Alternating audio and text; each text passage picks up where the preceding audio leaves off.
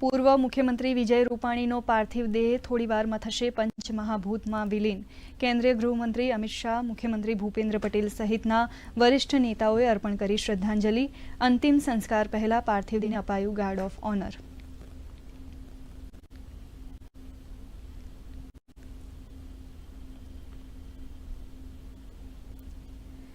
લોકલાડીલા નેતા વિજય રૂપાણીની અંતિમ યાત્રામાં હજારોની સંખ્યામાં ઉમટી જનમેદની. અંતિમ વિદાયથી સમગ્ર રાજકોટ હિબકે ચડ્યું. અદના નેતાની ખોટથી રાજ્યમાં પણ શોકનો માહોલ.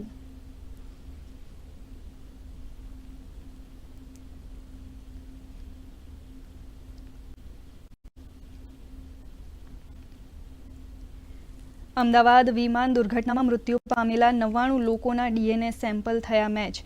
76 પાર્થિવ દેહ પરિવારજનોને સોંપાયા. પાર્થિવ દેહોને સોંપવાની કાર્યવાહી કરવા પરિવારજનો સાથે સતત સંકલન માટે 250 નોડલ અધિકારીઓની કરાઈ નિમણૂક.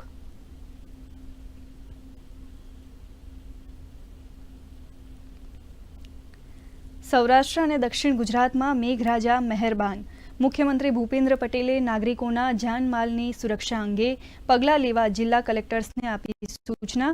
અમરેલીના રાજુલાના વિક્ટર ગામે ફસાયેલા 22 લોકોને કોસ્ટગાર્ડે કર્યા રેસ્ક્યુ.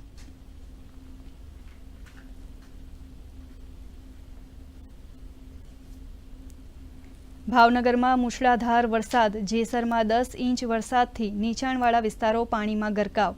મહુવાની નદીઓમાં નવા નીરની આવક.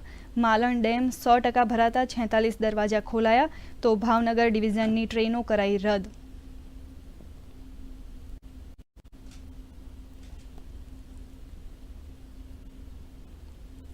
સાયપ્રસના પ્રવાસ બાદ પ્રધાનમંત્રી નરેન્દ્ર મોદી કેનેડાની મુલાકાતે. G7 સંમેલનમાં લેશે ભાગ.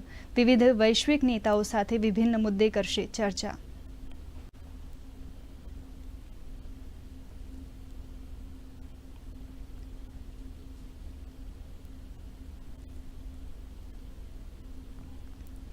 સંરક્ષણ અને સુરક્ષા સહયોગને વધુ મજબૂત કરવા ભારત અને સાયપ્રસ વચ્ચે સંરક્ષણ ઉદ્યોગને વિકસાવવા પર અપાશે ભાર.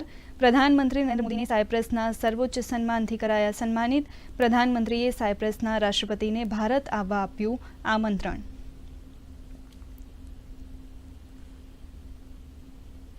પ્રધાનમંત્રીના અગ્ર સચિવ ડોક્ટર P.K. મિશ્રાએ ધોલેરાના અને લોથલના માળખાગત પ્રોજેક્ટની કરી સમીક્ષા. અમદાવાદ ધોલેરા ગ્રીનફિલ્ડ એક્સપ્રેસવેનું પણ કર્યું નિરીક્ષણ.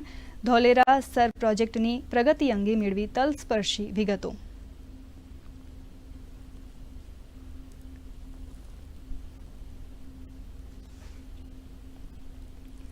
મોંઘવારીના મોરચે વધુ એક સારા સમાચાર. મે મહિનામાં 14 મહિનાના નીચલા સ્તરે પહોંચ્યો જથ્થાબંધ ફુગાવો.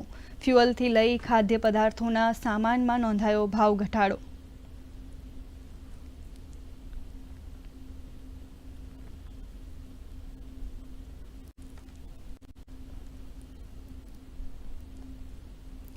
ઈરાન ઇઝરાયલ વચ્ચે ઘમાસાણ યથાવત. ઈરાની મિસાઇલોએ તેલ અવીવ અને હૈફા શહેરો પર સાધ્યું નિશાન.